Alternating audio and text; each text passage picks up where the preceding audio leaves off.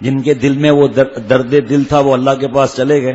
جو تھوڑا بہت جو حضرت سے سنا، حضرت میر صاحب رحمۃ اللہ علیہ سے کچھ حضرت سے سنا، تو وہ بھی جب بتاتے ہیں تو سب لوگ مست ہو جاتے ہیں. یہاں سے حضرت والا گھارو تشریف لے جاتے تھے، حیدرآباد تشریف لے جاتے تھے، حیدرآباد سے ٹنڈو جام حیدرآباد سے رکشا میں. اس وقت کوئی روڈ تھوڑی تھا ایسا، اور لو چل رہی ہے. اور قسمت کی بات ہے، ایک آدمی، مجھے جگہ کا نام یاد نہیں ہے، وہاں دکان پر لو چل رہی ہوتی تھی، سائیکل لی، ریلوے اسٹیشن پہنچا، سب ڈبوں میں لڑکیوں کو دیکھا، اس کے واپس دکان پر، اور پیسے بھی کٹواتا تھا. اور ایک لو چل رہی ہے، اللہ کا دین پھیلانے جا رہا ہے. دونوں برابر ہو جائیں گے، دونوں برابر ہو جائیں گے. آج میں نے اثر میں غالباً ایک بات کہی تھی، غالباً اثر میں، مجھے یاد نہیں آ رہا، کہ بھائی بچے ہیں پھر بھی ہاتھ سے جوانی برباد کر رہے ہیں. ابھی مغرب کے بعد ایک ملک سے میسج آ گیا کہ وہ کمینہ بے غیرت میں ہوں، کہ اولاد کے ہوتے ہوئے، بیوی حلال ہوتے ہوئے میں یہ کمینے پن کرتا ہوں. کیوں؟ ننگی فلمیں، بے حیائیاں، نامحرم کو دیکھنا.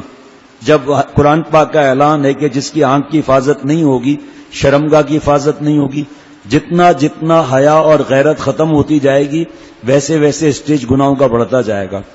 پہلے اسٹیج میں گندے خیالات لائے گا، دوسرے اسٹیج میں بد نظری کرے گا، تیسرے اسٹیج میں جو ہے وہ ہاتھ سے جوانی برباد کرے گا، چوتھے اسٹیج میں لڑکے یا لڑکیوں سے منہ کالا کر کے اپنی زندگی برباد کرتا رہے گا، جوانی برباد کرتا رہے گا.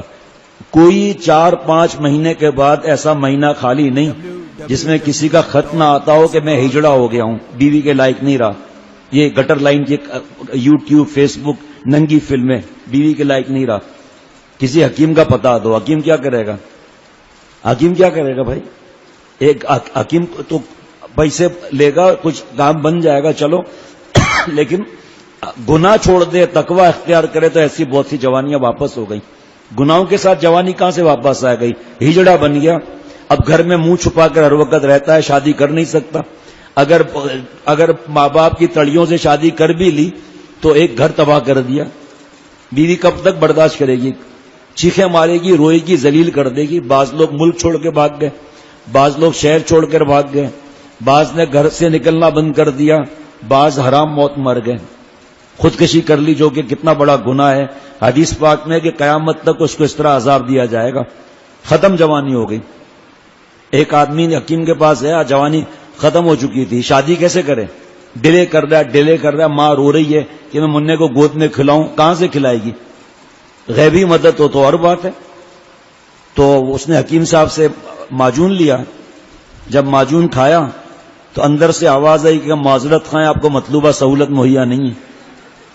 یہ کیسا ہو سکتا ہے کہ اللہ کے عذاب کے ساتھ زندگی سکون سے گزر سکے؟